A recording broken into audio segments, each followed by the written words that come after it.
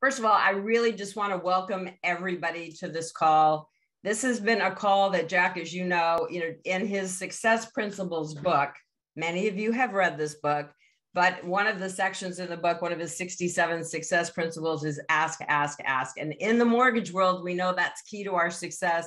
So, it took a few asks, right, Jack, for me to get you to say yes to this with your crazy schedule, training millions and millions of people all over the world. But so grateful that you said yes to come today to really pour into the mortgage and the real estate industry. 2020 hit, COVID hit, and everybody thought the world stopped. And it did for a nanosecond. And no one could have predicted that what happened in 2020 become the biggest mortgage boom in mortgage history. Rates dropped. Business went through the roof. Many were not prepared. And then we went on into 2021, pretty much with a continuation of 2020. So we have had this incredibly blessed market in the mortgage and real estate space. Real estate's been a little tougher because there's such shortage of inventory, which has created such a dynamic. But now as we hit, January 2022, in the mortgage industry, I was in it for 32 years. We wake up every January going, oh my gosh, can we do it again? So what I'm hearing from my clients now is there's a lot of scarcity mindset because the news is feeding this lack. Business has, most of the people have been refied, rates popped up 0.5%. So it's created kind of this scarcity mindset. So there's a lot of fear as to how are we going to keep, serving more clients with such little inventory. So I know you will speak to that today. But I also just wanted to, for those of you that don't know who Cindy Ertman is, I launched the Defining Difference 8 years ago. It's a mortgage coaching and training company. And I must say that, that would not have happened, Jack, had I not taken a leap of faith in 2009 and signed up for your Train the Trainer program. I actually met you in Las Vegas at Stephen Marshall's Mastermind Summit in 2006. I'd never heard of you. I'd heard of Chicken Soup for the Soul, but I hadn't heard of Jack Canfield, and you were on the stage, and a buddy of mine said, have you read the Success Principles? I said, I have not. He said, it's a phenomenal book for mortgage originators. So I went home and purchased it, and I actually read it, and I didn't just read it, I studied it. I did all your exercises, and your work really spoke to me. So I signed up for Train the Trainer. Now, mind you all, I had 3 kids. I was running a branch with 65 people and 32 loan officers. I was building a region with my partner. And I was one of the top originators in America. And my family and my husband thought I was insane for this because, Jack, we spent 3 physical weeks together. It was your first Train the Trainer.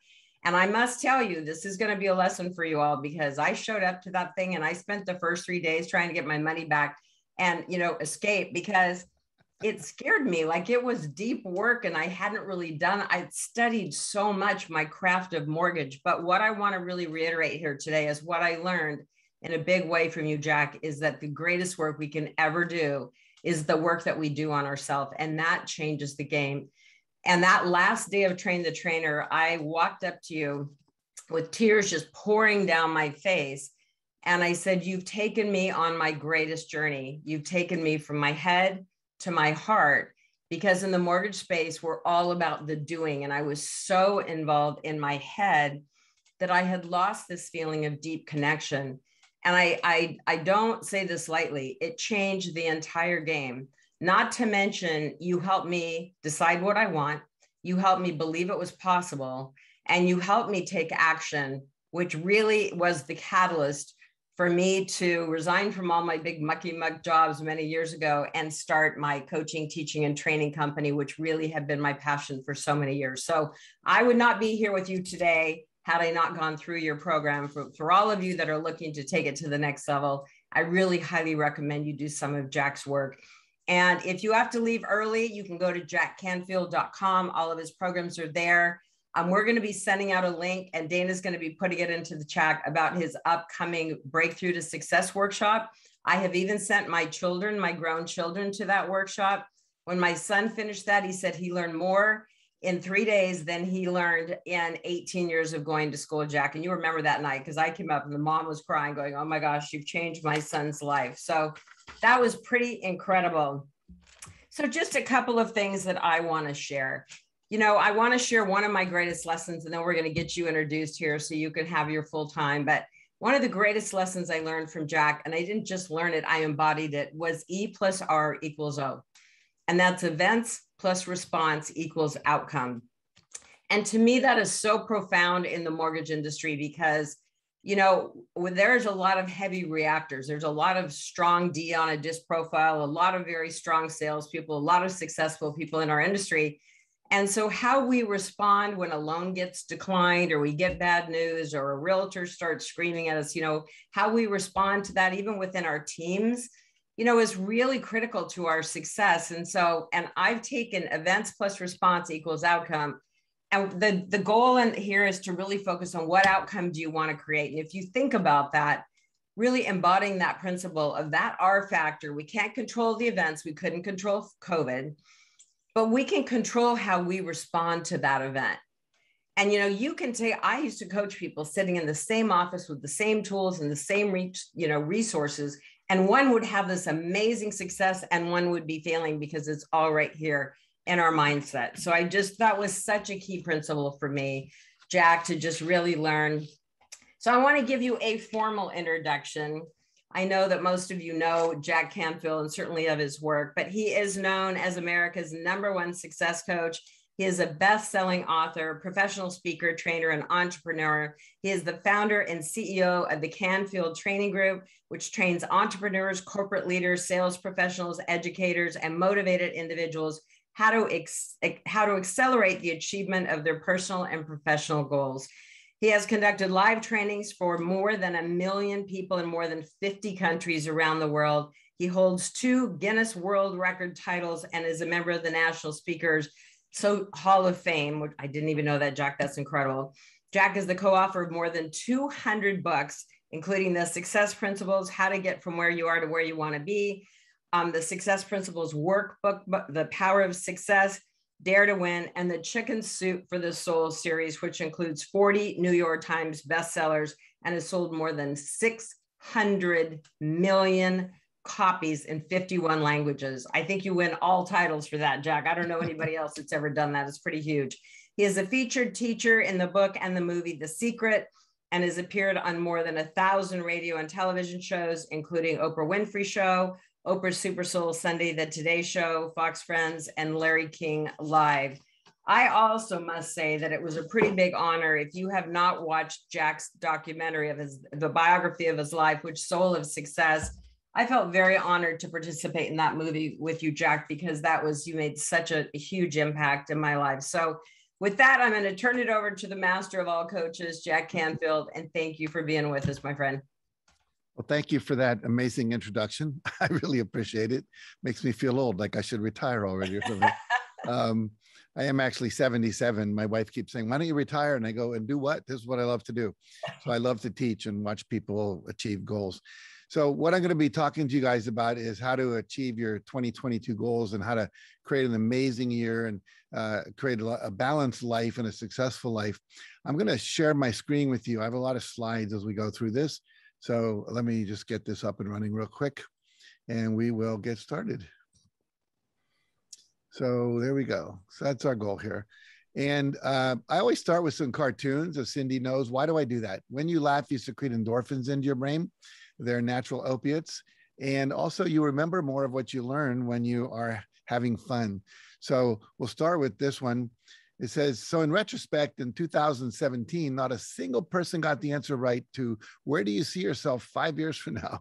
So we always do these seminars where we plan our future out. We kind of messed up that year. I love this one. It says, free testing in rear. He says, I thought they just swabbed your nose. So new, Jack. There you go. I love this one. Here's this guy with this possum. He goes, my 2 hobbies are smoking marijuana and rescuing stray cats. And then he says, I'm starting to really like the smell of cocaine. Oh, that's great. And this is the origin of the platypus. It says, I'm just saying, if we're stuck here for 40 days and nights, maybe we should get to know other couples. And I have just 2 more for you. He says, you can name her whatever you like, but be sure it's something you can remember. You'll be using it as a security question answer for the rest of your life. And we've all been doing, what's your first dog's name? And then finally, this is 2 women talking about their computers. She says, my memory really sucks, Mildred, so I changed my password to incorrect. That way, when I log in with the wrong password, the computer will tell me your password is incorrect. I love that, and it's so true. Yeah, really. All right. So I was talking with Cindy before we created this seminar, and just kind of seeing what's the reality out there in the mortgage industry and also in the real estate industry, because I know some of you are watching from the realtor perspective as well. But everyone's feeling overwhelmed, feel like there's not enough hours in the day to do all the things that are required to do, the increased amount of paperwork and all the logistics that are required to get things done these days. Finding time to do my social media content, get that out there in the world, looking for this work-life balance that many of us seem to have lost over the COVID experience. A lot of people feeling challenged, keeping their team motivated and empowered. And, how do you stay positive and avoid self-doubt when you're going through a time like this? We've got COVID, we have the political divide, we have economic pressures. They say there's a coming recession. We see the prices of everything is going up. The mortgage percentage rates, the Fed just raised again and so forth.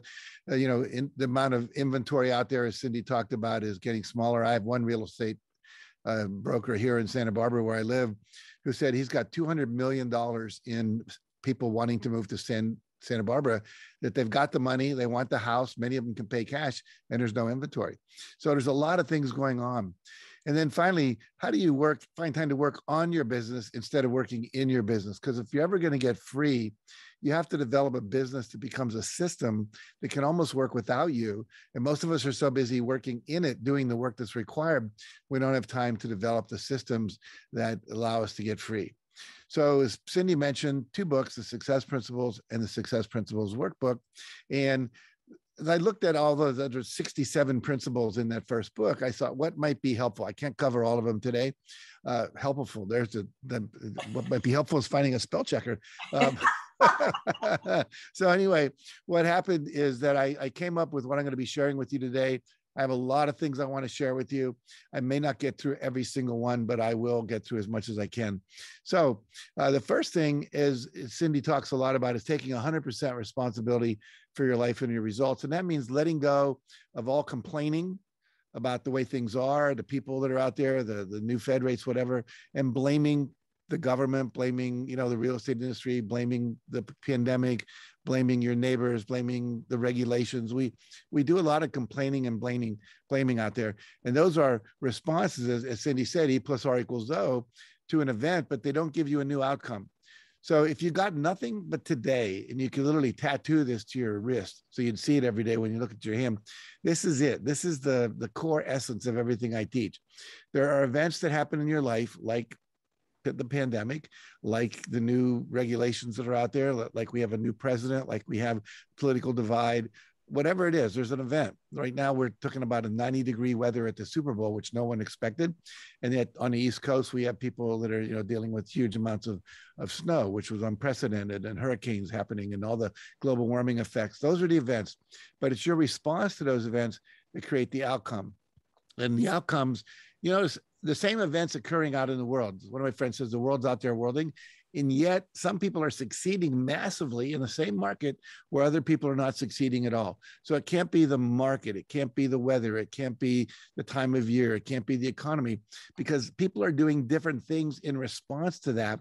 And what smart people do is they study the people that are succeeding and look at how are they responding? What are they reading? What are their thoughts? What do they tell themselves? What's their mindset? What activities are they engaging in? What are they reading? Who are they hanging out with, et cetera?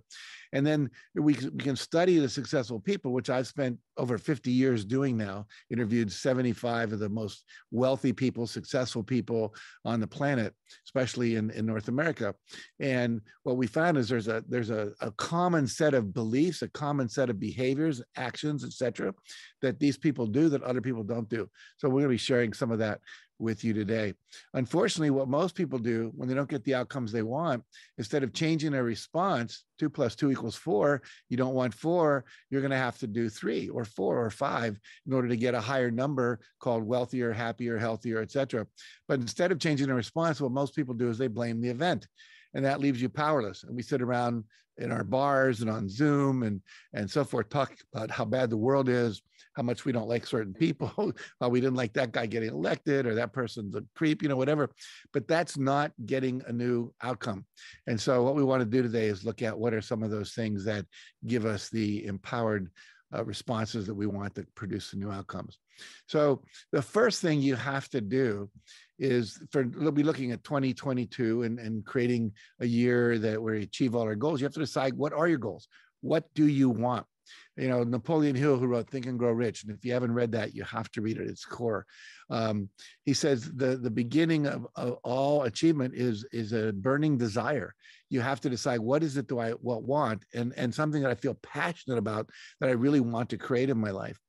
And so one of the things I'm going to ask you to think about as we go through this, because I know this is one of the issues for so many people right now, is creating goals that allow you to have a work-life balance. And I'll share with you something they call an entrepreneurial time system, which will help you achieve that in your life.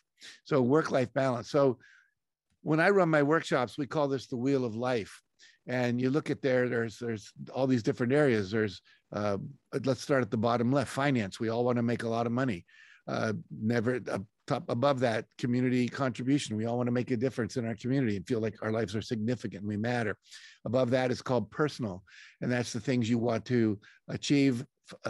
Cindy talked a lot in the introduction about how she had a lot of personal breakthroughs in terms of learning to meditate and to be more creative and to look at the beliefs she had that were stopping her from taking the risks she needed to take to live her passion, which she's doing now. It's also personal, includes possessions. If you want that new car or the private jet or the bigger home on the ocean, whatever. And then we look at recreation and free time at the upper right. How much free time do you want to have? How many vacation days? Some people haven't had one in 2 years, and so we want to look at that in our life. And relationships, we always want to have good relationships, fulfilling relationships, want to be getting along with people, not fighting with our spouse, not having our kids not talk to us, not having inner office, conflicts that are creating, acidic relationships in the workspace. Then career and business, obviously, which is why you're here. What are your career and business goals? And then at the bottom, health and fitness. And I put those numbers, health and fitness and recreation, a lot of us, that's a 6 on a scale of 1 to 10. So what I would ask you to do at some point, you don't have to write this now, is ask yourself, in these different areas, how would I score myself on a scale of 1 to 10? And if you're a 6 in relationships or a 6 in health and fitness, that's not good. Most of us are sitting in front of our computers all day long. We're not exercising. It's important to get up and move around. They say every 55 minutes. That's why they move kids in school from one class to another. And the reality is we need to get up, stretch, and so on and so forth. And also build in time for exercise and eat nutritionally well and sleep and all the good stuff, drink enough water. But I won't turn this into a health workshop today. But I just want to give you a sense of a balanced life includes all of those things, up at the 8, 9, 10 level. All right. So when we set a big goal today, which we're going to do, I want you to dream big. The problem with most people when we get to goal setting is they don't dream big enough because they can't see how they can do it. Oh, you don't understand the economy, Jack. You don't understand where I live. You don't understand our market, our competition, whatever it might be. But I do. And the reality is you can still dream big. And the key here for most people, if they can't see how they can do it, they won't commit to the goal. So I'm going to ask you today to just decide, what is it you truly want to accomplish in this coming year? And even though you don't know how to do it, to let go of that. The how will show up out of some things I'll teach you along the way. Some of it, I'll teach you some specific things you can do, but more importantly, some of those things will activate your subconscious mind and also what we call the law of attraction, which we can talk about a little bit later. And that will attract to you and attract the ideas from your own subconscious mind, which we call creativity, and also attract to you people and ideas and resources and opportunities that will happen because of what I call the internet, not the internet. But when every thought you think is sending out a vibration like a radio signal that travels literally around the earth. We know that our thought vibrations, there's studies have been done with NASA, well, they've had astronauts on the moon, opening up envelopes with shapes in them, and they will just open up randomly envelope number 6. There's students down at Duke University in the psychology department. At that time, they close their eyes and they wait for an image to appear. The astronauts are sending that image in their mind, imagining a square, a triangle, a circle, whatever it might be, and they're getting it right. And so the reality is we know that's a 250,000 miles away. And yet, so our thoughts are like a spam email that goes out, and anyone that can benefit or wants to work with you or could collaborate with you or could take advantage of what you're wanting to accomplish will respond to you, just like your emails that go out when you send out emails. So I know that's a little bit beyond the pale of how most of us think, but that is the science. We now have quantum physics, which is the new breakthrough level of science that says everything occurs on an energetic level, not just a mechanical level, which is what we were all taught when we grew up in school. All right, so I want you to dream big as we go today. And I love this quote from Jim Rohn. He said, asking is the beginning of receiving, making sure that you don't go to the ocean with a teaspoon, at least take a bucket so the kids won't laugh. And as people that I work with know, you can go with a tank car, or best let, you can go to the ocean with a pipeline, and you can just you can never take all the ocean out of the water, or all the water out of the ocean. And with global warming and the icebergs melting, et cetera, there's just more water than you could ever possibly take. And the universe is infinitely abundant. I'm looking out my window that's behind my computer. There are millions and millions and millions of leaves, blades of grass, blooming flowers. I live in Southern California right now, where spring is starting to happen. So the reality is there's an abundance of money. You always say, well, where's the money going to come from? The answer is where it is now. But you have to believe it's possible. You have to set a big goal to make that happen. And, you have within you in your subconscious something we call a GPS system. You all have cars and smartphones that have GPS systems in them, Waze and Google Maps and so forth. And you have within you an inner GPS, which I call a goal producing system. And basically, when you visualize and affirm and focus on, believe and talk about and act as if you're going to achieve your goal, what happens is that your inner GPS, your subconscious mind, actually starts to, as I said before, come up with creative ideas. You'll go to the bookstore and a book cover will just jump out at you, the very book you need to read to get where you want to go. You'll get an idea to go to that Starbucks instead of this Starbucks. You don't know why. You're standing in line. You start to talk to a person behind you. You find out they're in the process of buying a house, or they're in the process of selling a house, or they're in the process of being a realtor and they need a new mortgage person to work with, whatever. So the reality is you have to trust these inspirations that start to occur to you to do things differently, to follow your intuition, if you will. And so right now, don't focus on the how. The how will show up. Today, I want you to just focus on the what and do the exercises I teach you. So we're going to unleash the power of goal setting. And I'm going to ask you to set what we call a breakthrough goal. And a breakthrough goal is a goal that would quantum leap your success so that it will require you to grow to achieve it. So it's not a 10% increase goal or a 20%, but it's a big goal, like doubling or tripling your income, which may seem phantasmagorical in today's world, what we're dealing with right now, but it happens. I remember when the Gulf War, there was a recession, and I was teaching a real estate workshop. I think it was all Remax dealers, franchise owners up in New England. And everyone was complaining about they were down 20%, 30%, 40% in their sales. And one guy wasn't. He was up by about 50%. And so I asked him to come to the front of the room because I wanted to know what he was doing differently. And he said, it's all mindset, Jack. When the recession started, everyone started saying, we have to cut down on advertising. We can't afford as many staff. We can't afford to do as much of this online, whatever. And he said that's a negative mindset. He said they're believing they're going to do worse, so they're acting as if they're going to. He says my affirmation that I tell myself is I do well no matter what the economy is doing. And so it starts with this idea that anything's possible, that you can be the one who wins. There are lots of people winning, and you can be one of them. So we're going to address that. So I want you to set a goal that we said is big enough that inspires you, and also is requires you to grow, to get outside your comfort zone. We say bigger success lies outside your comfort zone. You're going to have to do something uncomfortable. Recent study that came out of Pepperdine University down in Malibu, was in the psych department they did, was that high achievers are people that are much more willing to be uncomfortable than people who aren't. So if you're willing to be uncomfortable, to do the awkward thing, to try something for the first time, to extend yourself outside the things you know, and be willing to make a mistake, be willing to feel awkward, etc., you're much more likely to be successful. And some of the things I'm going to ask you to do today will feel like they're outside your comfort zone, but that's where the new success is. If you keep doing the same old thing you've always been doing, you're going to get the same old thing you've always been getting. And if the world comes along and does a 1 instead of a 2, and you keep doing 2, you're going to get 3 instead of the 4 that you used to get. So sometimes when the world happens, like the pandemic, what we have to do is up our game. And that's what I'll be sharing with you as we go through this. Hey, Jack, one thing I want to point out to everybody is we are going to have a Q&A at the end of this as well. So as Jack's going through some of this goal planning, please put questions in the chat because we're going to open it up for Q&A at the end. Very good. Thanks, Cindy. So some of the breakthrough goals that some of my students have done in the past, one person started a 5-minute radio show during drive time. This was a chiropractor talking about health and fitness and so forth. And he, by the end of a year, had to open up 4 satellite offices because everyone wanted to come to him because they all knew him as a result of this little 5-minute radio show that he was doing in Dallas. Writing and publishing a book.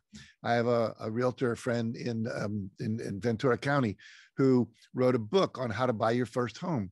And he gives that out to people and they read it. Now, who are they going to go to when they want to buy their first home? Him, because he's established credibility with these people. All right, open up China as a market, 1.3 billion people over there. That was good for me. We've sold 315 million chicken soup books in China. Have 1 million Facebook followers. We talked about social media, the ability and the necessity to be out there today, to be seen in this world of huge amount of noise that people have to wake up to every morning, and then develop a successful online podcast. Some people have done.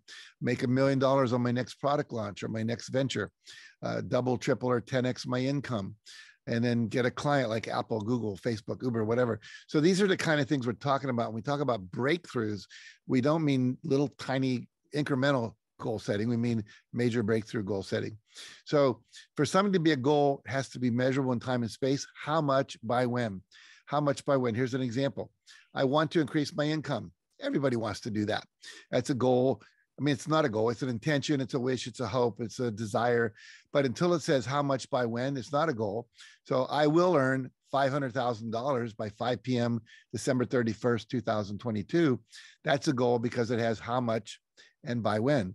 So everything has to have a date by when and a measurable aspect. How many square feet, how many clients, how many Facebook posts, how many followers, how many sales, whatever it might be. All right. So what I want you to do right now is take a moment to think about, if we're sitting here a year from now, what would have had to happen for you to look back and say, wow, that was an amazing year. And I want you to write that as a goal. And a goal is, I will blank by blank. I will earn $500,000 by December 31st, 2022. I will weigh, 145 pounds or less by December 31st, 2022. I will hire a personal assistant by that date, whatever. So what would be a breakthrough goal for you? And write it down. And it's critical that you write it down. And I'll tell you why in just a second. So I'm going to stop talking for about 20 seconds and let you guys write.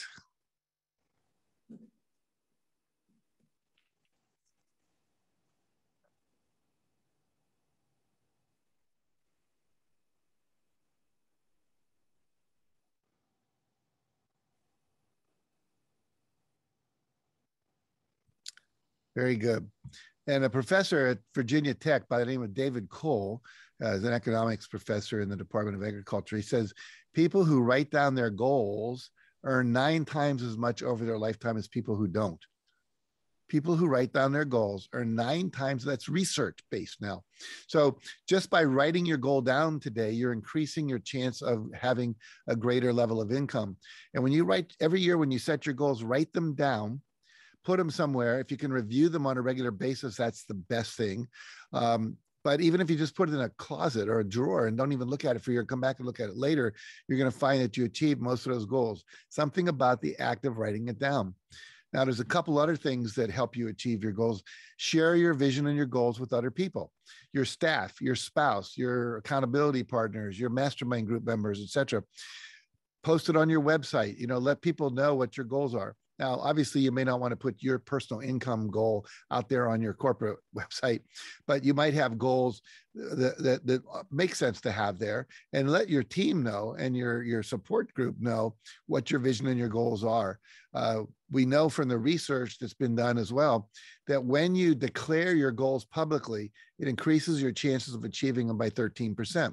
So all you got to do is tell somebody, and your chance of going up and achieving that goal goes up. Now, this is interesting. Your staff. This is a guy named John Hagelin, PhD. He's a Harvard-trained physicist, lots of peer-reviewed articles. He says the power of a force field created by an intention, so you just created an intention, is the square of the number of people holding the same intention at the same time. So if you've got a team of 10 holding the same intention, that's 100. That field of intention is 100. If it's just you, it's 1. If it's 3 people, it's 9. So the more people you can get on your team and your family, et cetera, holding that same intention, holding that same goal, then what happens is you're increasing that force field that's going into everyone's subconscious and out into the world. We talked about that internet spam, if you will, that helps people achieve their goals. It helps people be attracted to you and so forth. So it's important to enroll everyone on your team in the same vision. My team on a regular basis used to be daily, but it's not quite so much now because we're not all in the same office, but at least once a week, we get together and I lead a meditation where we visualize our goal for the year as maintained. We'll see a check, or we'll see people, how many people in that workshop, whatever it might be. That's critical. And we meet all our goals every year as a result of it. Now, the other thing we know is when you have an accountability partner, someone you report into every day, we recommend 5 days a week, 5-minute or less phone call. Do it at 7 in the morning or whenever your day starts. And you either call them or meet with them. I wouldn't recommend this be your spouse or your business partners can work, but it depends on how well you get along together. Otherwise, it turns into kind of nagging. But you tell people, what are the 5 action steps that you're going to take today to achieve your breakthrough goal? They tell you theirs. And then the next day you report, did you do that? And if you didn't, you don't get to talk about why not. You just basically say, okay, I didn't do it. And then they say, are you willing to recommit to that today? And why it's so powerful is many of you are what we call kind of solo entrepreneurs, in a sense that you're not reporting to anyone else. You're the guy or gal at the top. And so what happens is no one's holding you accountable other than yourself. And so by having another person at the same level holding you accountable, like another person running an organization, a branch or whatever, what happens is that you now get embarrassed if you have to call them on Thursday after 3 days of not doing it. And so eventually you just get it done. So that power of being held accountable is really important. And that also raises about 10% the likelihood that you're going to achieve your goal. So having the goal, writing it down, making a public declaration, having an accountability partner, these are all things that research has shown, tons of studies in many universities, that help you achieve your goal at a much higher level. So I encourage you to join a mastermind group, something like what Cindy does, I do. There are lots of people you could start your own in your own organization, but it's critical that on a regular basis, and I recommend every 2 weeks, you have a mastermind call where all 6 people, 8 people, something like that, get together. It can be larger if you're going to a weekend mastermind group. And everybody talks about what they're working on, what the obstacles are. Everybody brainstorms, gives people ideas. So you're now not working alone. People are introducing you, telling you books you should read, things you should watch on YouTube and so forth. You now have a team. And, you've probably heard in the Christian religion where people say, wherever 2 or more are gathered, there also am I. And that's beyond the Christian religion. There's a force field of universal intelligence. Some of us call it God. Some of us call it spirit. Some of us call it source energy that gathers. And the more people there are, that spiritual energy is present, as well as your intellectual and heart energy and creativity is together. And all of us know more than any one of us at any given point in time. Now, the next principle is you've got to believe it's possible. And here's the key. Belief is simply a choice. You can choose to believe anything. Muhammad Ali chose to believe he was the greatest long before he ever was. People have chosen to act as if they could become a millionaire long before they had the capacity and all the opportunities together to do it. But they chose to believe it was possible, and they went on to do that. Right now, the Winter Olympics are happening. And as you read these, we see these interviews on NBC with the athletes who are winning gold and so forth. And they talked about how at the age of 10, they got the desire to win a gold medal at the Olympics, and they believed it was possible. And one of the things that demonstrates your belief is your willingness to do the things that would make the thing happen. So if you don't believe a diet's going to work, you're not going to try that diet. If you don't believe reading this book is going to change your life, then you're not going to read that book. If you don't believe it's possible to double your income, you're not going to do the things that would double your income. And so it's critical to just make a choice and act as if it's possible. And so belief is critical. Now, Napoleon Hill, and I mentioned this book before, Think and Grow Rich, said, whatever the mind can conceive and believe, the mind can achieve. Now, you've just conceived of a breakthrough goal. And now the next thing is you have to choose to believe it's possible. And then after you've done that, then there's a set of methodologies that you can apply. Some are, what should I say, human-wide, meditation, visualization, taking action, asking for things you want, responding to feedback, etc. Those are universal. And then there are methods and strategies and techniques that are industry specific, the things you learn in the mortgage industry, the things you learn in real estate sales, the legal issues you have to deal with, etc. So you've now conceived it. You then have to choose to believe it. So I'm going to ask you to act as if it's possible. And one of the things we know, I was doing some research yesterday on this whole issue, is that if you break your big goals down into little tiny goals, we call it chunking it down. Every time you have a little success, like you made one, let's say your goal is to make 5 phone calls a day to other people that could be partners that you could work with, that you could collaborate with, if you're a realtor, that you could sell, list, buy, whatever. The reality is that every little phone call you make, you can celebrate. You don't have to wait till you did all 5 for the day. You don't have to wait until you have that first sale. You don't have to wait until you made the $1 million that year. Start celebrating along the way. And what that does, it builds up your self-esteem, builds your self-confidence. And I talk about the poker chips. Our self-esteem is like having poker chips. If I have 100 poker chips and Cindy has 10, and we start playing poker, the odds are I'm going to win that stack of hers of 10, because I can wipe her out with 2 bets of 5 if she loses. I lose 2 bets of 5, I still have 90 left. So we want to build up our self-confidence. And self-confidence is built up by having small wins and also by surviving failures. So anytime you survive a risk, your self-confidence goes up. So whether I failed and survived, nothing bad happened. You're all here. You've survived everything that ever happened to you. So that's why, big risk create big success. Small risk build self-esteem, but you want to make sure you're constantly taking little steps and rewarding yourself along the way. You're building up that self-confidence. And then the other thing is to start reading about people and studying with, watching their YouTube's videos, reading their books, etc. People who've been successful, people like you, people that were homeless that went to Harvard, people that were homeless like Andres Pira, who is a real estate developer in Thailand, who I met. And I actually wrote a foreword for his book called Homeless to Billionaire. Homeless at 19, billionaire by the age of 35, triple billionaire, worth $3 billion. Why? Because he read The Secret. He read my book, The Success Principles. He applied everything in it, and he began to become super successful. Eventually went from doing selling timeshares in the resorts and things like that on the beach in Phuket, to becoming the head of sales, to becoming the branch manager, to becoming a real estate developer, because he realized that's where the money was getting made. And that now he builds Renaissance, and Hilton hotels in Phuket. So it took 15 years, but he's a triple billionaire.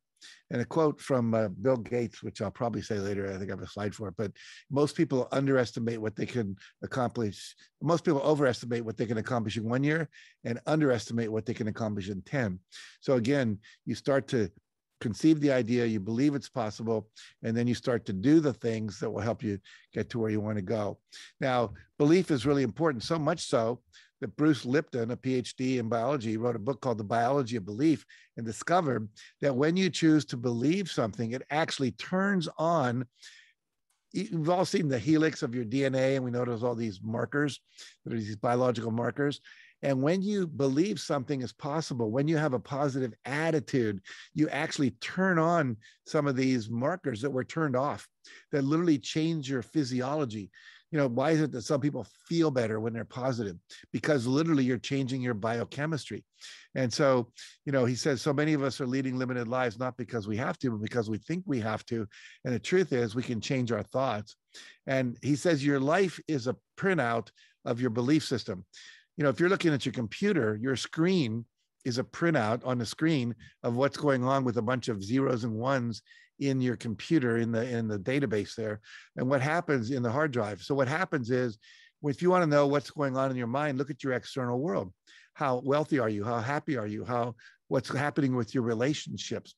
So we know that what you're seeing right now is the result of what you were believing a little bit ago. And if you want your future to look different, then you've got to start having a different set of programs in your internal mind so that the hard drive can print out a better world in the external world as a result of that internal shifting. And Cindy talked a lot about how that shifted for her. Interesting study on success, both done at Harvard and at Stanford.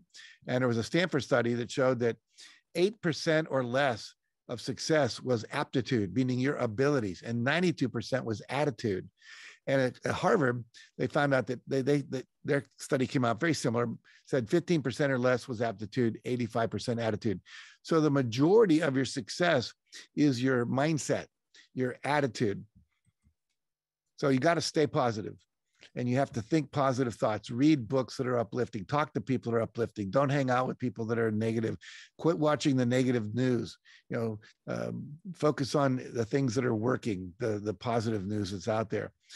So we talked about E plus R equals O. One of your responses is your attitude, the thoughts you think about an event, what you tell yourself about it, what you believe is possible, etc. Sarah Blakely, who started Spanx, she's a billionaire. She just sold Spanx a couple months ago, gave every employee $10,000 and a free ticket to go anywhere in the world. But she didn't have any investors. It's all hers. And she started out, just literally going around trying to get people to take Spanx into their stores. But she says mindset is the single most important thing you have as an entrepreneur. Work on it daily. And I could put up 20 people like that, Bill Gates and at Microsoft and Jeff Bezos and, Warren Buffett, et cetera. They all say the same thing. The reality is your mindset. There's three things that control your life: your mindset, your motivation, which we'll talk about, and your methods. And so all three of those have to be, cooking on all cylinders. So Muhammad Ali said, impossible is a big word thrown about by small people who find it easier to live in a world they've been given than to explore the power they have to change it. Impossible is not a fact, it's an opinion. And he says, I always changed impossible to I'm possible. So whatever it is that you want, you can do it if you believe that you can. Now, another thing is, this is one of my friends, unfortunately deceased a few years ago, but he was considered America's motivational philosopher.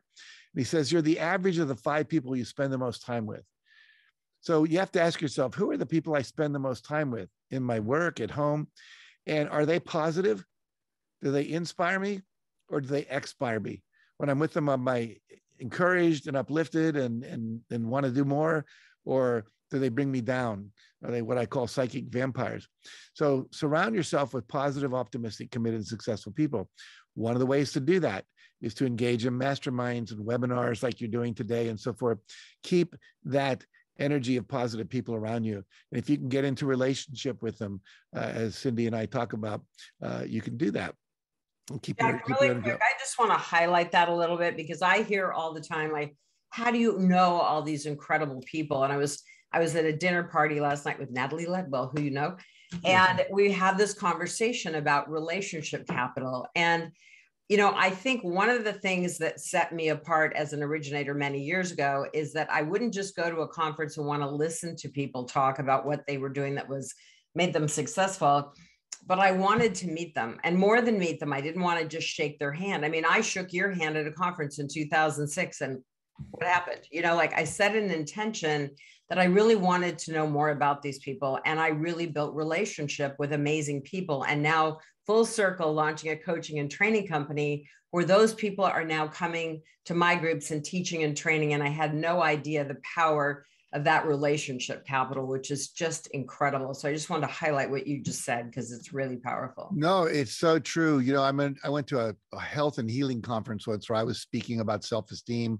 and peak performance, and Mark Victor Hansen was there doing a workshop called How to Triple Your Income and Double Your Time Off in 2 years or less. I thought, oh, I want to do that. So I went to his session, and when he was done, I went up afterwards. I said, Mark, that was remarkable. I wonder if you'd have lunch with me today. He said, sure. And so we went to lunch, and we became fast friends. He became the co-author of Chicken Soup for the Soul. He was a much better kind of sales energy than I was. I was more the detail guy. And as a result of that, we created an amazing partnership, burned literally over $100 million together as a result of that. And if I hadn't gone up and introduced myself, I wouldn't have known him. And then he introduced me to other people that I wouldn't have known. Tony Robbins, I was at a basketball game. Tony Robbins was there. Mark knew him. Mark said, let's go beat Tony Robbins. So I got to meet Tony Robbins.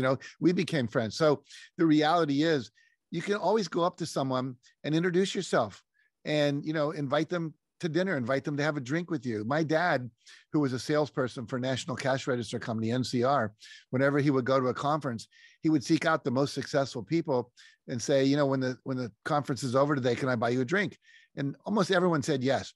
And then he'd sit down with them and say, I'm just starting out. I'm a local branch manager. I want to be a regional manager, eventually be, in the C-suite. He said, what advice would you give me? They always told him, successful people love to talk about how they got successful.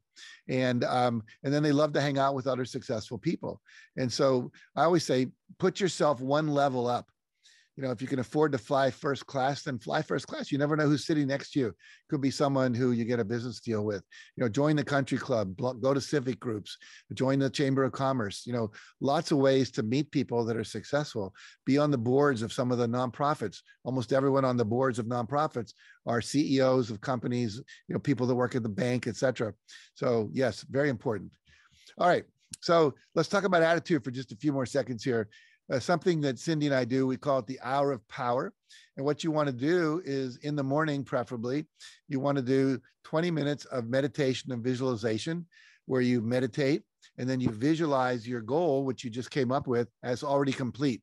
So you close your eyes and you see what you would see out through your eyes if your goal was already completed. What would I see? A check written to me for $1 million, or my IRS, 1040 form all filled out with my income level, or I see, people knocking down the door coming for business, or I see getting a standing ovation at a talk, or I see all of my children thanking me for what a great year we had when we finished our family reunion where I flew 10 people to Hawaii, or whatever it might be. You visualize that and feel the feelings you would feel and hear the sounds you would hear. That is what visionaries do. That's what Walt Disney did. That's what Bill Gates did. That's what Jeff Bezos does. They're visionaries. They cannot not see it, but we can intentionally use that technique. And through meditation, you start to tap into your creativity, both from the lower unconscious and the higher unconscious, which is the bringing in the spiritual dimension to your life. And then 20 minutes of reading or listening to audiobooks, just 20 minutes a day. If you read for 20 minutes a day, you can finish a book in about a week or two. And so 26 new basic concepts come into your life. I took a speed reading class. I read a book a day. And so as you can see behind me, if you look real carefully, I've got 3,000 books in my library that I've read, and more in my garage that are not up there. And then 20 minutes of exercise, 20 minutes of exercise. I love this cartoon. He says, I named my dog 5 miles so I can tell people I walk 5 miles every day. That's not what we're talking about here. We're talking about actually getting out, going for a walk, doing high intensity interval training, lifting weights, running, whatever it might be. All right. Again, we talked about your attitude is a choice. It's a belief. It's simply a habit of thought. Your beliefs are all thoughts you just thought over and over and over until it seemed like it was real. You can create a new habit by repeating a new thought. To change a belief takes 30 days of uninterrupted days of repeating your new belief. And you're building new neural pathways in your brain. And once you've done that, then what happens is your belief system changes. But if you miss a day, then when you start over again on day 17 or something, you got to be 30 more days. That's research on that comes out of NASA. So use the power of affirmations, affirm your belief. And this is just to show you there's tons of books out there on this. It's a science now, and you can study it. But just, come up with an affirmation. I'm so happy and grateful that I now am what. So the format, I want you to write an affirmation now for your breakthrough goal. So if your breakthrough goal was I am earning $500,000 a year by 2022 January 1st or whatever, or 2023 January 21st. So now you're going to write, I am so happy and grateful now that I am earning $500,000 a year. I'm so happy and grateful now that I am consistently weighing 145 pounds or less. So happy and grateful now that I am getting only positive feedback about what a great leader I am for my team. So I'm going to give you 20 seconds again to write down your affirmation. You don't put your date in the affirmation. You just have the only that in your goal.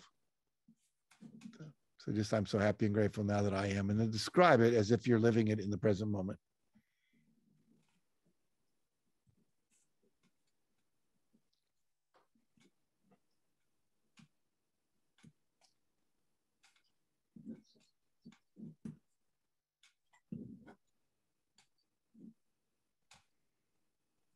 I'm going to have a long list.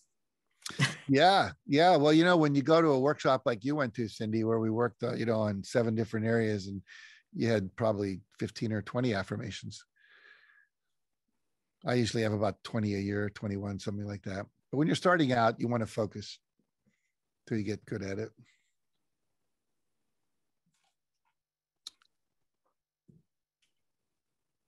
All right. I just want to tell you how these work. I had one. I'm so happy and grateful now that I'm working with people in positions of power to create a better world. Here's Patty Aubrey, the president of my company, and I at the White House. We got invited for lunch there.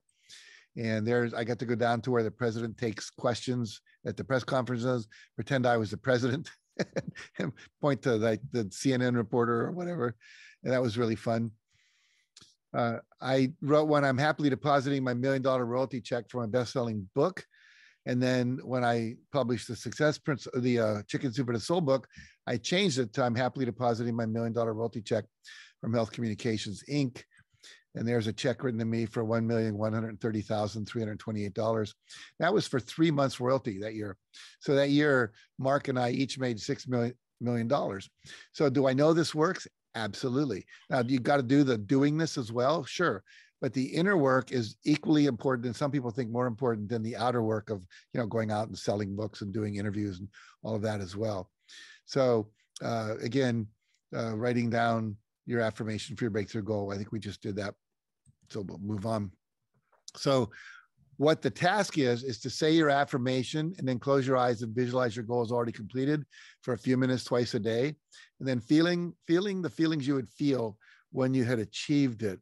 So what I want you to do right now is simply close your eyes. We're going to practice it. Well, keep your eyes open for a minute. We're going to practice this so that you actually have a visualization in your mind when you go to do this tomorrow. So what I want you to do in a moment, we're going to say your affirmation out loud, unless you're somewhere where it would be embarrassing to do that. Otherwise, just say it quietly to yourself. And then you're going to close your eyes, and I will lead you through just a 60-second visualization so that when you go to do this on your own, you've got a little blueprint of what that looks and sounds and feels like inside of your brain because you practiced it. So here we go. On the count of 3, look at the affirmation you wrote down. And if you can, say it out loud with a lot of enthusiasm. If not, silently to yourself. And then when you're done, close your eyes. So here we go. 1, 2, 3, go.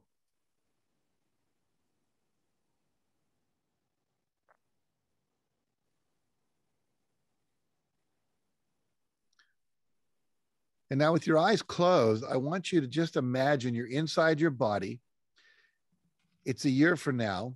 You've achieved this goal. What would you see in the outer world that would let you know you'd have achieved it? It might be a report from your accountant. It might be people congratulating you in the office for having achieved this goal. It might be your wife saying how happy she is with all the things that are able to be purchased and experienced because of this income. It might be your staff appreciating you for being a great leader. Whatever your affirmation was, visualize what it would look like. You're looking out at the world. You're not seeing you out there. You're looking from inside your eyes at what you would see. And notice, are you inside? Are you outside? Is it daytime? Is it nighttime? As you look around, what's the environment look like? If you're inside, what do the walls look like? The carpet? If you're outside, are you at the beach? Are you in the forest? Are you in the backyard?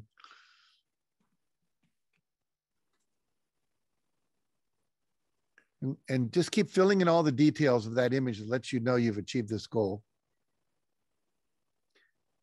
And then I want you to add in a soundtrack. What would you be hearing? It might be the sound of your new car starting up. It could be the sound of people congratulating you. It could be the sound of the ocean lapping up against your beachfront property. Whatever it is, keep seeing the scene, hearing the sounds, just imagining it.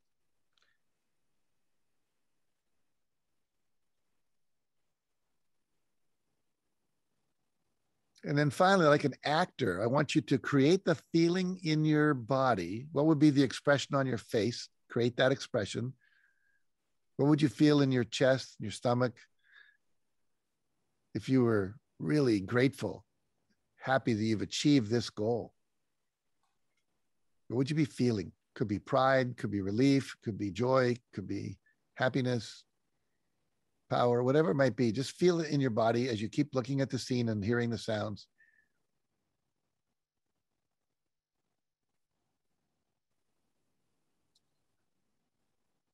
And just notice how you feel right now.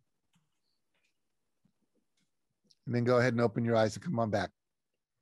So that's your daily practice. Not a big deal. It takes you a couple of minutes to do that. You read your affirmation, you bring up the visualization. I recommend you do it when you first wake up in the morning, kind of sets the tone, get your subconscious working on it. And then also do it at the end of the day before you go to sleep. Tells your subconscious, work on this, come up with creative ideas for me to achieve this. And why this is so important, you've just done a kinesthetic, you felt it in your body, auditory, you heard it, and visual, you saw it, which then is kind of like it's intention cubed, if you will. So really, really powerful technique. All right. And obviously, to be successful, we have to take action. And so John Assaraf, my good friend, came up with this term called the law of Goya. And the law of Goya is the law of get off your ass, which I love. There's things you're going to have to do in order to achieve your goal. I love this cartoon by Gary Glassberg, and he says, step 1, apply miracle cellulite cream to problem areas. Step 2, run 10 miles. So obviously there's doing this as well as the inner work that has to be done. We talked about taking your big goal, chunking it down into smaller steps, and then taking those smaller steps. There's a quote by Mark Twain, one of the wiser people that ever lived. It says, the secret of getting started is getting started. The secret of getting started is breaking your complex task into small, manageable tasks, and then starting on that first one. You know, even if it's something you do for 10 minutes, now, let's say your office is a mess, you need to organize it. You could do 5 minutes a day. One of my friends, Marcy Scheimoff, just did a decluttering workshop. And she said for the next, I think it was 19 days or something like that, 7 days, remove 29 objects out of your life. You know, and so what happens is you find all these things you don't really need anymore, pieces of paper, things that don't work, etc. And you just throw them away or give them away. And all of a sudden your space is lighter. But the main thing is do something now to get started. You don't have to see the whole path. If we're driving through the dark with our headlights on, we only see a couple hundred yards ahead. But once we drive that 100 yards or so, we see the next 100 yards. So you just have to get started. And again, you don't have to know all the steps to get there, but start doing the next obvious thing. Just lean into it. You know, when I wrote the Chicken Soup for the Soul books, I didn't know exactly how that was going to go, but I decided what I would do. The first book was I was going to write a story every 3 days. So I gave myself 3 days to write and edit a story. I wrote 2 a week, took Sunday off. And then at the end of the year, I had 52 times 2 stories. And so that was 101 stories that we had in that first book. So little by little adds up to a lot, but you got to start. And you can start with something simple, like I'm going to write for 5 minutes, or I'm going to call up someone and ask them, you know, what was that story? So it literally doesn't have to be a big deal, but you got to do every day. And we talked about the rule of 5. Do 5 things every day that will lead to the achievement of your breakthrough goal. I was on a plane once and this guy was reading a book on success. I asked him about it. We started talking. I asked him what he did. This was during the recession as well. And he said I think he was doing insurance sales. And I said, how's it going? He says, oh, we're up 30%. I said, wow, everyone I know is down 20 or 30. How come? He said, well, I give people this little thing. It's a card that says 5 priority action steps. I say, write down the 5 things you need to do to get you where you want to go for today. Don't quit until you all do all 5. I said, that's cool. Where'd you learn that? He said, I read this book by Jack Canfield. I hadn't told him who I was. It talked about the rule of 5. Then finally I told him who I was. And I went home and we did these cards too, because I just had it as a concept. But now you can do it, and write it down. So Jack, really quickly, I just want to share, because that is also so powerful. And I know you've got so much to share, which is so amazing. But was coaching a gentleman here in Southern California 2 years ago. He's been in the business 25 years in the mortgage space. Right. We call it the Time is Money Guide, 5 income or relational activities before the hour of noon, which is taking the step, right? So we put him on that practice, and he had to text me every Friday. And 2 weeks after doing this, basically your rule of 5, it was amazing. He said, it's so simple, but if I'd been doing it my whole career, I would have retired by now and I would have been rich. The momentum that started getting created from taking those priority actions every day. So it's bigger than it sounds when you start doing it. So I just wanted to highlight that a little bit. And let me just highlight also, he had an accountability partner for that called you. Yes. And so he had to check in at the end of the week and say, how'd it go? And so those two things together, having a consistent goal or consistent practice of the rule of 5, or any practice you have, if you do it consistently over time. When I didn't have time to exercise, I was doing 10 minutes a day. It was a program called 10 Minutes in the Morning with Tony Horton. And for 10 minutes, I got exercise. It was a video. And if I did that every day, it was 70 minutes by the end of the week, which was an hour and 10 minutes longer than I would have gone if I'd said, well, I don't have time to exercise. You always have 10 minutes, And so the reality is good. I'm glad you shared that. Now, 2 kinds of actions, what we call obvious actions, like you just said, call people that are relational and transactional that you can do business with. Those are things you can do. You'll also get inspirations to act, like I mentioned earlier, like go to this Starbucks instead of that Starbucks, call this person. I don't know why, I just feel it. I woke up with that thought. If you do that, then magic starts to happen in your life. And that comes from doing the visualization, the affirmations, and the meditation. Another big principle that's killer for people in your business, you've got to ask. And there's going to be a lot of people to say no, a lot of people that aren't ready, a lot of people, it's not the right time for them, etc. But you got to do a lot of asking. I love this cartoon. It says, I'm going to order a broiled skinless chicken breast, but I want you to bring me lasagna and garlic bread by mistake. So again, ask for what you want. And then we have to reject rejection. And in any business where we're in sales, we're going to have rejections. And, Chicken Soup for the Soul was rejected by 144 publishers over the course of a year and several months, actually.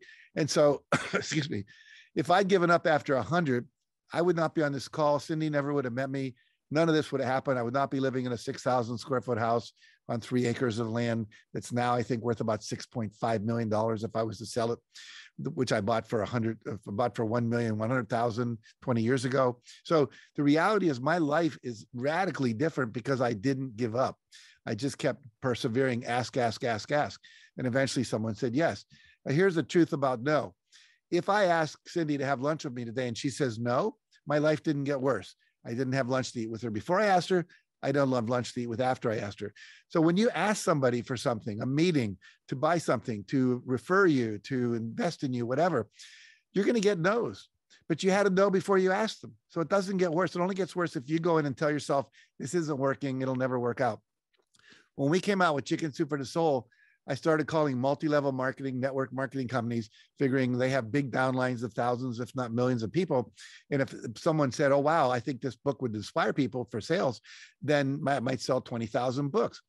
I got hung up on. I got yelled at. I got told, don't call here again by the first 12 calls I made. And then the 13th call was a company called Discovery Toys. I got through the president. I sent her my book. She liked it. She bought several hundred copies. She invited me to come be the keynote speaker at their conference. And it took off in that company. And so you never know, but you got to be willing to ask, and know that no is just a step toward a yes. And here's one of the most valuable questions I ever learned. What would have to happen for you to say yes? When we were asking publishers and getting all these no's, someone said, Jack, ask them at the end of the no, what would have to happen for you to say yes? And one publisher said, we'd have to know we could sell 20,000 copies. So Mark and I went out and we took this form, we made up this form, and we said, I promise to buy X blank number of copies by Jack Canfield, Mark Hansen's bestseller, Chicken Soup for the Soul book, etc. And we put that on every chair in any arena, auditorium, small group that we talk to, sometimes 500 chairs, sometimes 1,000 chairs, sometimes 50 chairs. And when we had 20,000 books that people promised to buy, we put all those in the banker's box, went to Florida with them, said to our publisher, here you go. And he said, okay. And so that's how we got a publisher. And so again, ask the question, and now as Cindy said in the introduction, we sold 600 million copies of Chicken Soup for the Soul books in 51 languages all around the world. And it's made me very successful. Now, if Howard Schultz had given up after being turned down by 217 banks and investors who said no to his idea, there would be no Starbucks coffee. He now has 33,295 stores in 80 countries, and he's worth 4.3 billion. I literally went online last night to check on that because I hadn't done this presentation for a while. And last time my last slide said 3.9 billion. And just in the last year, it's gone to 4.3 billion. So again, the reality is you have to ask, and not let no stop you. And as I like to say, you have to become an asshole. Be willing to ask everybody. You can learn to be a better asker along the way. And then feel the fear and do it anyway. The thing that stops most of us is fear. And so walking on burning coals at a Tony Robbins workshop, which I did with Oprah Winfrey did, et cetera, millions of people have now done. It's scary. But when you do it and you don't burn, you go, oh my God, what else have I been telling myself I can't do? And then all of a sudden you're doing all kinds of stuff. So whether it's jumping out of planes or making scary phone calls or calling up CEOs of companies you think would never talk to you, but then that you get through and they do. So feel the fear and do it anyway. And I love this picture of this sumo guy with the Winter Olympics we got going on now. This phrase we teach everybody to say is, oh, what the heck, go for it anyway. What the heck, go for it anyway. What's the worst that can happen? It's called you'll get a no. You already have a no. So what? I want you all to fold your hands like you see on the screen there. And I'd like you to notice which thumb is on top, your left thumb or your right thumb. And whatever it is, I want you to unfold your hands. And then I want you to refold them with the other thumb on top. Don't just move the thumb, but move all the fingers up a notch so the other thumb is on top. And if we were live in the room, I'd ask you to raise your hand. How many of you notice that feels awkward or uncomfortable? And almost everyone would raise their hand. And then I would say, how many people are in pain? Nobody would raise their hand.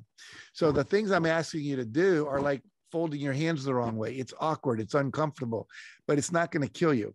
And that's out of your comfort zone. And everything I'm asking you to do that feels weird, strange, wild, is really, that would be uncomfortable, might risk rejection. Someone might see me meditating in my office, whatever. The reality is that's what it's going to take to be successful. So you got to get a little comfortable being uncomfortable. So 2 more basic ideas here. One is ask for feedback. One of the most important questions I've ever learned was on a scale of 1 to 10, and write this down real quick. On a scale of 1 to 10, how would you rate? Then you can fill in the blank. This transaction we just did, our relationship, me as a manager, my performance, our product, the seminar, me as a husband, me as a father, me as a boss, me as a worker in your company, whatever it might be. And then the real value becomes, what would it take to make it a 10? Anything less than a 10 gets, what would it take to make it a 10? And be willing to listen to the feedback. Don't defend yourself. Don't argue with it. Just say, thank you for caring enough to sharing that with me. And you're going to get a lot of feedback to show you how to get better. Most people don't ask for feedback. And the reason is because they're afraid of what they're going to hear. And so that is what gets us in trouble. All right. I want to talk about one last thing here with you. Well, first of all, I would encourage you to make a commitment. Who is someone that you're willing to ask for feedback on what topic in, like what we said, me as a boss, this transaction, by, let's say, the end of this week, which is tomorrow, let's say by tomorrow afternoon at 5 o'clock. All right. Now, I want to just end with this. This is called the Entrepreneurial Time System. And it was developed by a guy named Dan Sullivan, who runs something called the Strategic Coach Program. And again, the idea of having a coach, being in a mastermind group, so valuable.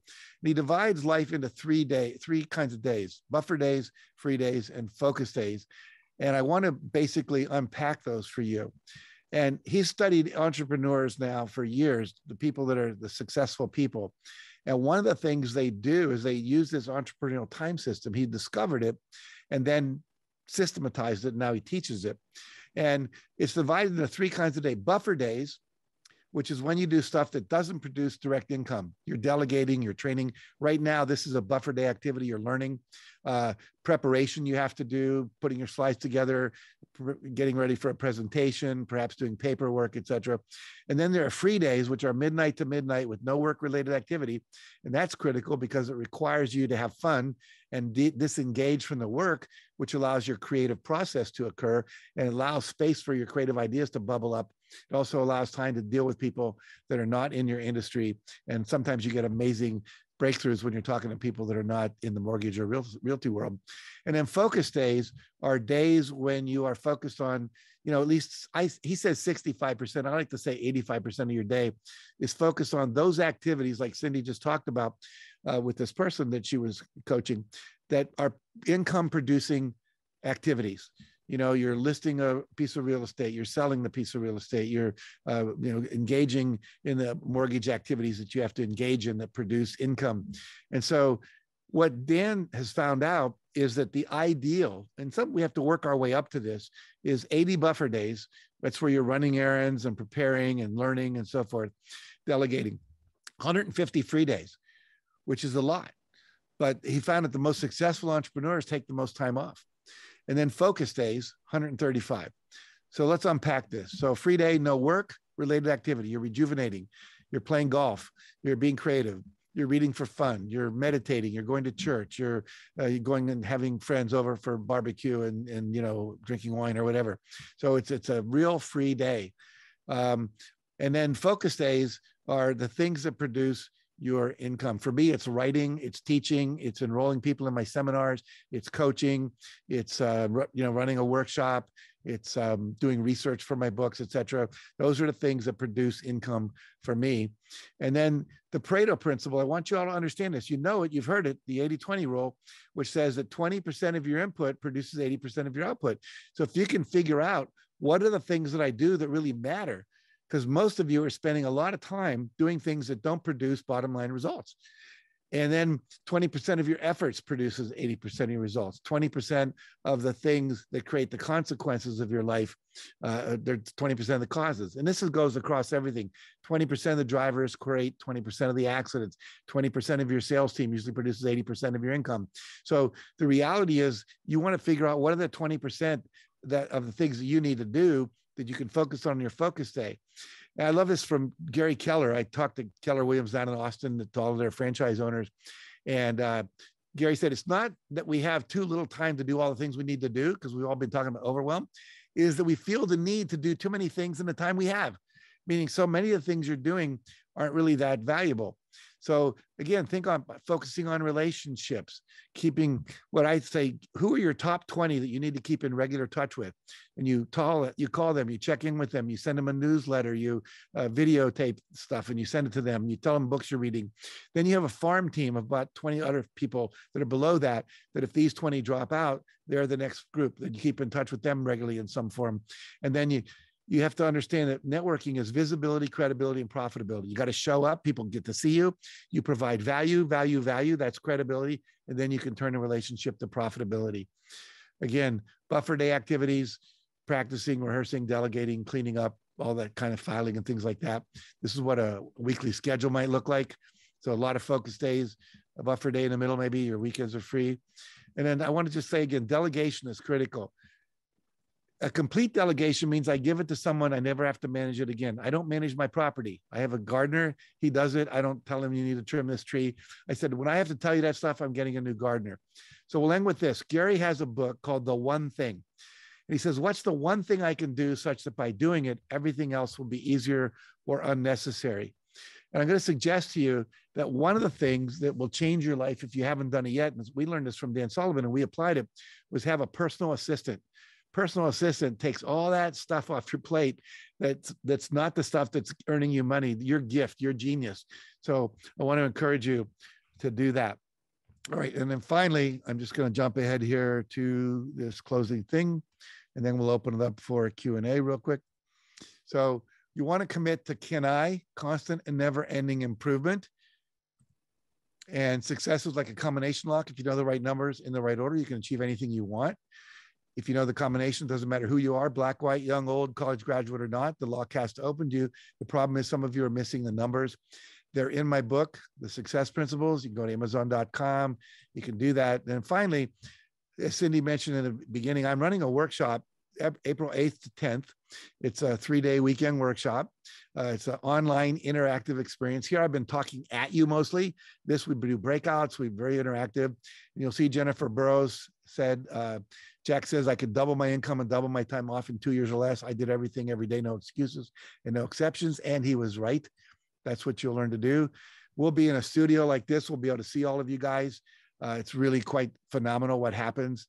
And then these are the things you'll discover. I won't read them because of time, but you can read them as I'm talking along here. It'll be in our follow-up email too, Jack, that we'll send out to everybody that signed up for this call. Perfect. And then finally, just go to jackcanfield.com/breakthrough and sign up for the VIP. When you check out, put the name Cindy, which you should remember, Cindy Ertman, into the promo code. And instead of $697, you'll get it for $297, which is the normal price. So we're giving you all the VIP extras for it's a saving of $400 just because you're Cindy's friend and my friend. And I love supporting Cindy and the work she's doing. And so we want you to come and get the value. So this is what we did in an hour and a couple of minutes. Imagine what 3 days can do for you. And again, I say, if you learn and apply these principles, the best is yet to come. One of my students actually tattooed that to their arm. I wouldn't recommend it. Again, jackcanfield.com/breakthrough, and we'll open this up for Q&A, and I'll stop my screen sharing. Jack, real quick, first of all, I want to say thank you. You know, even for me, I know you work so well, and I've heard you speak so many times, but I'm right. I've got like 6 pages of notes here right in front of me because I am a constant learner, and I just love the way that you teach, which is why I became so intrigued in working with you back in 2006 and 2009. But one of the things that I just want to shine a light on, that your life is a printout of your belief system. And I always say, you know, your life is the sum of the choices that you've made up until now, right? And so the beauty of choice, because when we were determining the name, the defining difference, I'm like, well, what is the defining difference? The defining difference is a choice. And the beauty is that if you don't like the choices you've made up until now, you have the ability to make a new choice tomorrow. You want to lose weight? You can make new choices tomorrow. You can get into shape. You want to do more business? You can make a choice to get out in front of more people and build new relationships. So I did want to just completely share that Jack has been an incredible mentor in my life. We're going to open it up for questions. So any of you that want to ask, like one of the greatest transformational leaders in the world, a question, please put it into the chat, and Jad's going to get to as many as he can. Also, if you want information on my coaching program, please go to cindyertman.com. We have 3 programs right now. We offer personal coaching, one-on-one coaching. My high-level mastermind that I lead personally is Mortgage Mastermind Elite. We just had 15 people leave my house last weekend. We run 2 groups. We have one starting March 7th, and we only have 1 spot left. So if you're interested, please email us at info@cindyertman.com, and I'd be happy to speak with you about that group. And then my subscription-based model is millionairemortgageclub.com. We have a special running right now for $97 for the first month if you want to try us out. So with that, let's go ahead and open it up. And Dana, I know that I'm going to let you field some questions here. Marty, so good to see you. Yes, we had one earlier on from Joshua Kittle. And the question is, how do you get past the superficial, what I want, and get to the real core value of what you want? Just keep asking yourself the question, what would that give me? So you say, what do I want? I want $1 million income. What would that give me? That would give me more free time. Okay, what would that give you? Well, that would give me time to spend with my family and to exercise and work out. And what would that give you? That would give me more love and peace in my life. What would that give you? Love and peace. You usually get to a bottom line. And it's important when you're working on the more surface goal to a business success, let's say, to understand what's the why beneath that, because the why is what will keep you going when the going gets tough, when there's setbacks, when the market changes, when things you thought were going to happen fall apart. You remember why you're doing it. So just keep asking yourself, well, what would that give me? And there's always a deeper answer until you get down to the bottom, and then you keep asking the question, you get the same answer over and over. That's really what you want. And then you can use that as the motivating factor for keeping on going. Wonderful, thank you. Janine Kempfer is asking, when trying to make major shifts like this, how do you get past inner resistance? Well, we always have inner resistance. Whenever you set a big goal, three things emerge very quickly. One is called considerations, which are your negative thoughts and beliefs. The second thing are fears that show up. And then the third thing is you become aware of real life obstacles in the outer world. So if I wanted to open a marijuana dispensary in Iowa, let's say, they haven't changed the laws there yet, that's a real world obstacle that's going to get in my way. So there are things you have to handle. There's new legislation, there's new regulations, things that you have to deal with. But the fears and the beliefs, we want them to show up because we now know what it's been that's been stopping us. I use this whack-a-mole concept. If you've ever been to the fair and you put in $1 or whatever they charge now, and then you've got these holes, you got a hammer, and these mole heads start to come up out of the holes. You got to whack them before they go back down again because they come up and go down real fast. So all of a sudden I've set this goal and this fear shows up. Oh, I'd have to ask my dad for money, or I won't be able to spend as much time with my wife, or my friends might judge me, or people in church will think I'm only interested in money, or whatever it is. Those are limiting beliefs and fears you have. Now we can create a new belief. Some people have the belief, I deal with this a lot, probably not in this group, but money is evil. Money's the root of all evil. Money's not spiritual, and I always say money's the root of all philanthropy. Money's the root of all contribution. Money's the root of all fun. We can change the belief to something positive. So the negative belief tells us what we have to change to, what we have to build up. And that's where, working in a mastermind group, doing interval work, etc., it comes into play. And remember, fears are just fantasized experiences appearing real. We see something in the future. I'm going to be homeless. My staff will quit. My husband won't like me. My children won't talk to me, whatever. And, even if there was a snake in your room right now and it was slithering toward you, in order for you to feel fear, you'd have to go into the future, maybe only a few seconds or a minute, and imagine the snake biting you. So in the moment, you're not being bitten. So all fear is created by imagining something terrible happening that hasn't happened. So we can choose to imagine something positive instead. And then there's this new technology called tapping. We can tap on our fears. We can tap on our limiting beliefs. Won't go into that now, but if you go to YouTube, just type in EFT tapping. There are hundreds of people, including myself, who teach how to do that. And you can tap along with them, get rid of any limiting belief, get rid of any fear, usually in 5 minutes or less. That's amazing. Thank you. I'm not seeing any other questions in the chat. Does anybody else have a question? One of the things that I wanted to share, Jack, is I love when you talk about asking for feedback, because it's an area that all too often people don't ask for feedback. And for those originators that are on the call, one of my clients recently said that in the very first call with his clients, and I thought this was brilliant, he actually says to his client in that very first trust call where you're developing that relationship with them, is he'll say, look, one of the things that I'm going to do is I'm going to check in with you along the way, because our goal is to deliver such extraordinary service to you that we will, that we will win your 5-star review at the end of the process. So I'm going to be checking in to see how my team's doing. And he checks in a couple of times with this client during the process to say, how's your experience been? And if the experience off, he thanks them from giving him feedback, and we get better from your feedback. But he's setting this sort of mental thing too, that, and his team is always conscious that they are striving to get a 5-star review from that client and to make it an extraordinary process. So I thought that was brilliant. He's asking for feedback all along the way and using it as a means to get better as a team. So I love that. I think most people are afraid to ask for feedback because they're afraid of what they're going to hear. I ask my wife for feedback every week on a scale of 1 to 10. How would you rate our relationship? I've gotten as low as a 4. I didn't want to hear that. I was totally preoccupied with my work. I was watching basketball games at night. I wasn't putting my grandson to bed on time, all kinds of stuff. I needed to hear it. But the reality is I couldn't improve my relationship if I didn't have the courage to ask her. And when people do give you feedback, always thank them, because it's scary for people to give you feedback that's not positive. They're afraid it's going to ruin the relationship, hurt you, you won't like them again. So imagine going bowling and you throw the ball down the lane, and it goes underneath a curtain that's just big enough for the ball to go through, and you hear a bunch of noise. You don't see anything that happened. The ball comes back. Now you got to throw it again. You know it came back, and there's no pins down there. You can't see them all. How long would that be fun? There's no feedback. So life is a game, and we get better at it by feedback. So have the courage to ask. Well, that's great. Thank you.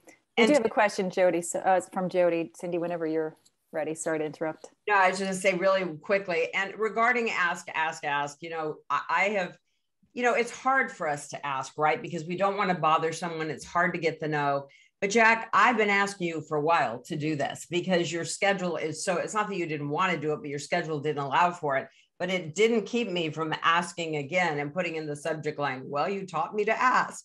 And eventually we got to a yes. And it's not that people sometimes don't want to say yes, but sometimes they're not in the right space to say yes, or they don't have the availability to say yes. So I would encourage, even if you get a no, I got a no from the #1 realtor in Manhattan Beach for 2 years until he said yes, because his guy faltered. And I kept, every week I would reach out, and I got the no and the no and the no. And eventually I was next in line when his lender fell off the bus, and we were the yes. And we picked up a very, very, very big real estate agent as a referral source. So I totally agree with Jack. Ask, ask, ask. And go ahead, Dana, we'll have you read Jody's question. Hi, Jody. Good to see you. My big, hairy, audacious goals have never been quantifiable through financial finish lines, but yet I have been successful in my career.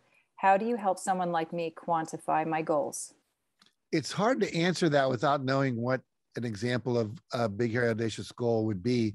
So if you have a second, Jody, I'm looking at the chat, you can type in, what's an example of that? Because I've found that every goal can be quantifiable at some level, but often it has to be quantifiable in a way that is unusual. Like some people say, I want to improve the quality of my relationship.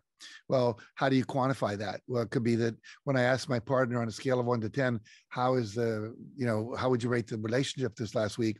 Then they would say 10, at least 3 weeks out of 4. Now that becomes quantifiable. So again, it's hard to know what it is. I think, one of the big issues about money goals is money represents something else. Money represents the house you want, the freedom you want, the service you want to provide, the people you're able to hire, et cetera. And much easier to visualize that because it has more of an emotional content to it. So I would say, as much as possible, have your money goals, but also then ask yourself, what would that money provide me the ability to do, whether it's travel or hire assistants or whatever it might be, such that you're able to ask yourself, how could I quantify that? And then you can have 2 or 3 goals all relating to that same goal, because the subconscious mind gets more excited about things that produce actual emotional upliftment. I mean, yeah, if someone gives me $1 million, I feel uplifted, but not to the same level as I spend a day with my wife where we have a really great time together. So I would kind of just scope it out by putting more around it. Awesome. Thank you. I'm not seeing any more questions in the chat. Well, Jack, I have to say, first of all, I want to give a huge shout out to my team too, because obviously to deliver a webinar of this magnitude, it's a team sport without question. So Dana, thank you. Emerald, thank you. Julie, Dwayne, you're amazing. You guys are fantastic. Jack, you and I share an IT guy, which is amazing. He's incredible and makes all this great things, all this great stuff work. So thank you all for bringing this to fruition. And Jack, thank you for saying yes and pouring into the mortgage and real estate space. There's so many great comments coming up in the chat. And obviously with the change that's occurred, when people go into that scarcity mindset, people need the reminders, right? They need that accountability to say, all right, I've got to think differently because I have the ability to change the trajectory of the year ahead. So from my heart, I can't even thank you enough for saying yes and for taking the time to pour it into all of my dear friends that showed up today. You're an incredible gift in my life. I would encourage all of you to try out Jack's program. Everyone that I know that I have connected to Jack and his work have gotten tremendous value. And I will tell you that, it's one thing to learn tactics and tools about our businesses, but it's quite another to do the deep inner work. And as we know, that's really where the greatest growth occurs. And certainly I had a lot of personal growth and would not be here in front of you today owning a coaching company had I not done this work with Jack. So thank you, my friend. You're amazing. I love you. I appreciate you. And I hope you have a wonderful, wonderful week. And I hope I get to see you soon. Can I say one last thing? Yes. Patrick, I put a question in the chat. He's like, how do I stay motivated? I get really, I take seminars and then about 2 or 3 months later, I don't follow through. The answer is accountability partner. Get yourself an accountability partner, Patrick. I promise if you do that and you stay with it for over a year, you'll get through everything. That's the teacher of me. I can't not stop. I'm sorry. Anyway. Okay, we can be here for 4 hours. Thank you all. Thanks for joining. And for those of you, please know that you will be receiving a copy of this as long as you registered. We will be sending out the recording. Many people want to read it again, listen to it again. So thank you all for showing up and pouring into you and understanding that, you know, we all need growth and it is our fuel and it'll help get the momentum starting so you can have an incredible 2022. Have a great day and a great year. Take care. Bye-bye. Bye, everybody. Thanks, Jack.